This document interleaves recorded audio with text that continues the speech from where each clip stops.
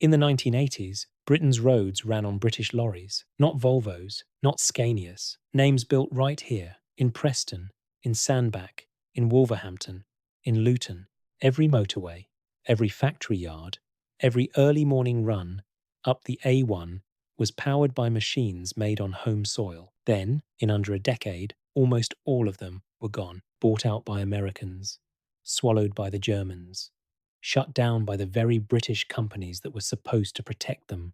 The drivers who spent careers behind their wheels still talk about them today. The stories behind why these brands rose so high and why so few survived are not what most people expect. These are the 10 lorry brands that defined British roads in the 1980s. Most of them did not make it out of the decade alive. Number 10. Guy Motors, the Wolverhampton Warrior. In the industrial heartlands of the West Midlands, Guy Motors built trucks with the same no-nonsense attitude that defined the region itself. The Guy Big J series dominated British roads throughout the early 1980s, instantly recognisable by its bold front grille and the distinctive Guy Indian head logo that adorned the radiator. These lorries were workhorses in the truest sense. The Big J44 came equipped with Gardner engines that truckers swore would run forever if you treated them right. The six-cylinder Gardner 6LXB produced a modest 150 horsepower, but delivered it with the kind of torque and reliability that made fleet managers smile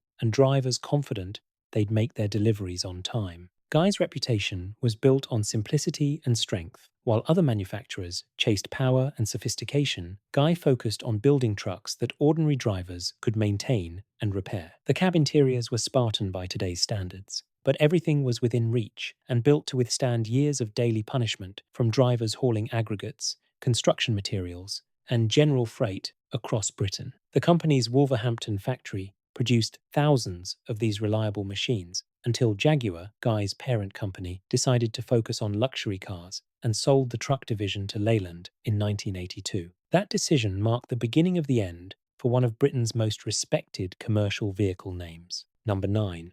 Dennis, the specialist that conquered niches. While other manufacturers fought for market share in general haulage, Dennis carved out specialised roles that played to their engineering strengths. Based in Guildford, Surrey, the company built fire engines, refuse collectors, and specialised municipal vehicles that became fixtures in towns and cities across Britain. The Dennis Dominator garbage truck was a common sight on residential streets throughout the 1980s. Its compact design and tight turning circle made it perfect for navigating narrow suburban roads and cramped urban areas. Municipal fleet managers appreciated the Dennis reputation for durability and the company's willingness to customize vehicles for specific local requirements. But Dennis truly excelled in fire service applications. The Dennis RS fire engine, with its powerful pump systems and ladder configurations, served fire brigades from Cornwall to Scotland. These vehicles needed to perform flawlessly in emergency situations, and Dennis Engineering delivered that reliability year after year. Dennis survived the industry consolidation of the 1980s by focusing on these specialized markets, where their expertise commanded premium prices and customer loyalty ran deep. Number 8. AEC, the London legend with national reach. The Associated Equipment Company built some of the most recognizable commercial vehicles in British transport history. Although AEC is perhaps best known for the iconic Routemaster bus that defined London public transport, their lorry division produced equally impressive machines that earned respect throughout the freight industry. Although British Leyland officially closed AEC's Southall factory in 1979, the AEC Mandator series remained an absolute staple of heavy haulage applications well into the 1980s. These powerful trucks, featuring AEC's own V8 diesel engines, were kept running by dedicated owner-drivers who refused to let the legendary badge die. For British truckers accustomed to more modest power outputs, the Mandator represented a significant step forward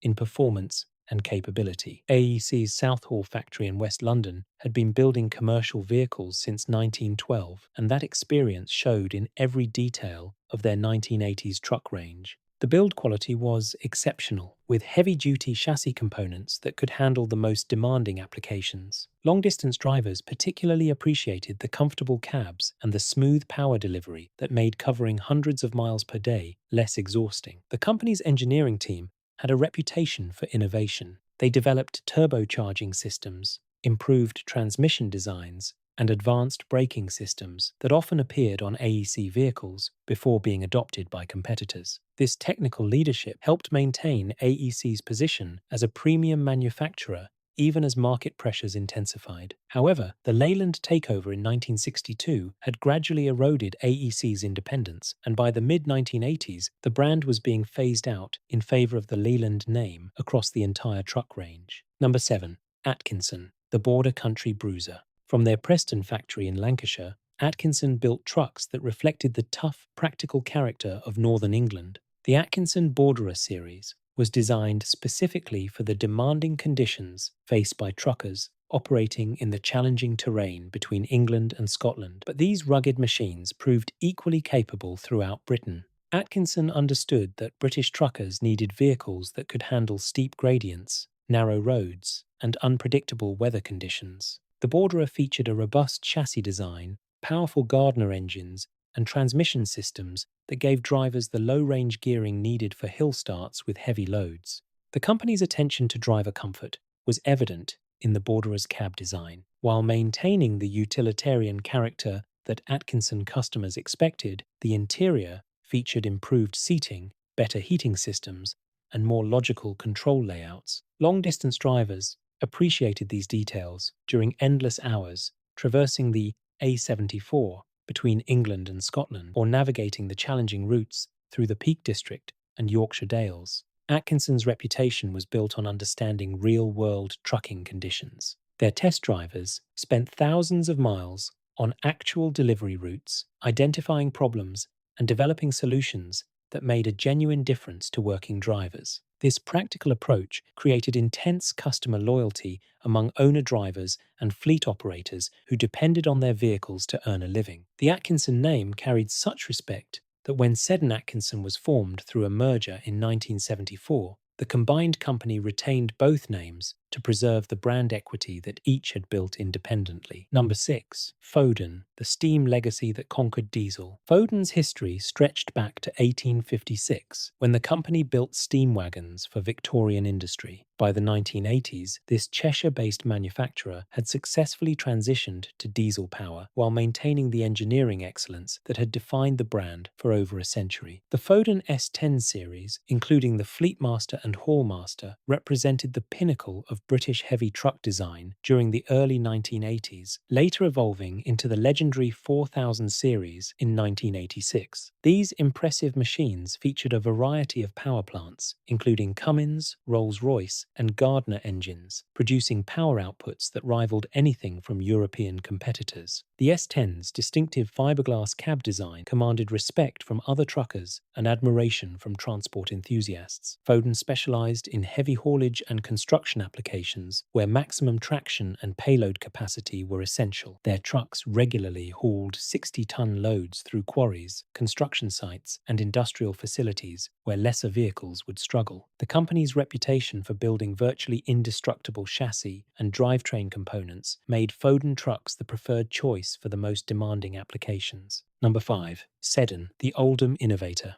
Operating from Oldham, Seddon built their reputation on innovative solutions for medium and heavy-duty transport applications. The Seddon Atkinson 400 series became a familiar sight on British motorways during the 1980s. These trucks featured advanced cab designs prioritizing driver comfort, safety, and improved aerodynamics that delivered crucial fuel economy in an era of rising diesel prices. Seddon's engineering team developed several industry-first innovations, including advanced air suspension and braking systems that appeared on their vehicles years before becoming standard across the industry. Following their 1974 merger with Atkinson, which combined Seddon's innovation with Atkinson's rugged reliability, the company successfully catered to sophisticated fleet managers who demanded detailed performance data alongside dependable daily operation. Number 4. ERF, the European fighter from Sandbach. Established by Edwin Richard Foden in 1933, ERF had become one of Britain's most successful truck manufacturers by the 1980s. They built vehicles that competed directly with European imports while maintaining a distinctively British character.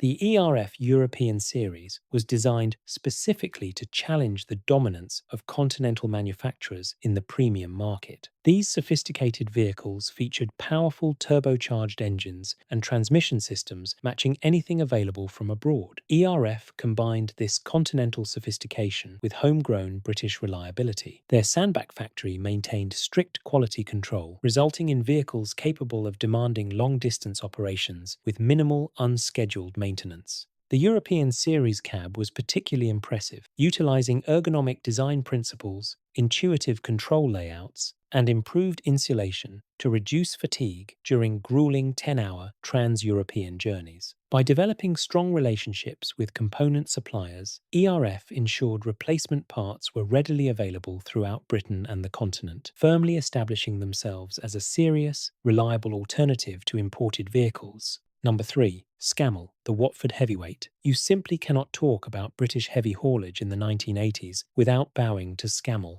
While other brands handled general freight, Scammell was the name you called when you had to move something impossibly heavy. Built in Watford, these specialised titans were the undisputed kings of the abnormal load. Throughout the decade, the Scammell Crusader and the mighty S24 were legendary sights. Whether hauling massive national grid transformers, military tanks, or heavy logging trailers, Scammells were engineered to be virtually indestructible. They utilized robust chassis frames and incredibly strong hub reduction axles capable of handling payloads that would snap a standard lorry in half. Number 2. Bedford, the everywhere truck. No other manufacturer achieved the market penetration Bedford commanded during the 1980s. From small vans to heavy articulated lorries, Bedford vehicles were literally everywhere, creating brand recognition competitors could only dream of. The Bedford TK series dominated the medium-duty market throughout the decade, appearing in countless configurations from urban delivery vehicles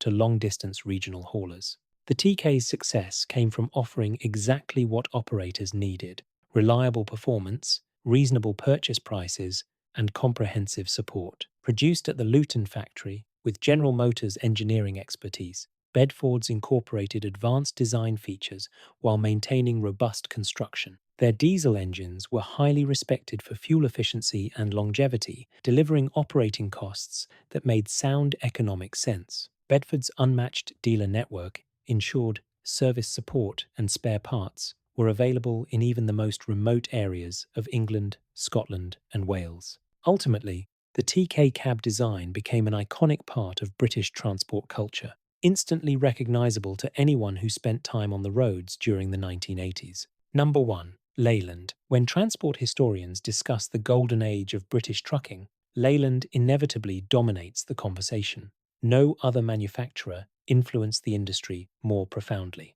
The Leyland T45 road train represented the absolute pinnacle of 1980s British truck development. Launched in 1980 and quickly winning International Truck of the Year, it featured the revolutionary aerodynamic C40 cab system designed to compete directly with European imports. Meanwhile, the Leyland Buffalo became an icon for construction and heavy haulage operators needing maximum traction and rugged payload capacity. Throughout the decade, Leyland's distinctive badges dominated British motorways, backed by an unmatched engineering division and a comprehensive national dealer network. However, this domestic focus left them vulnerable when European manufacturers aggressively targeted British operators, planting the seeds of Leyland's eventual decline. These 10 legendary brands hauled the materials that built Britain's infrastructure during the industry's most dynamic decade. Today, classic truck shows preserve these legendary vehicles, ensuring their legacy lives on in the memories of those who experienced firsthand the era when British lorries ruled British roads.